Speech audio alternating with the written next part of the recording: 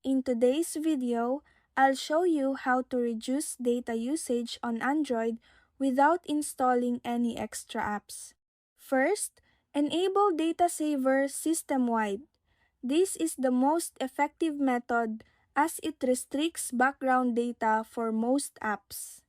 Go to Settings, then tap SIM and Network Settings, select Data Usage, scroll down, and toggle on Data Saver. Next, restrict background data for specific apps.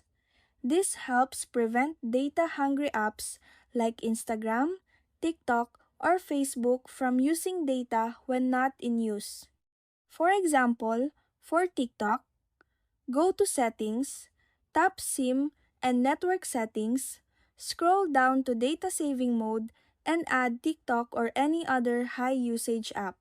Finally, go back to the Settings home, tap App Management, then App List, select the app you want, like TikTok, tap Mobile Data and Wi-Fi, and turn off background data. And that's it. That's how you can save mobile data on your Android without extra apps.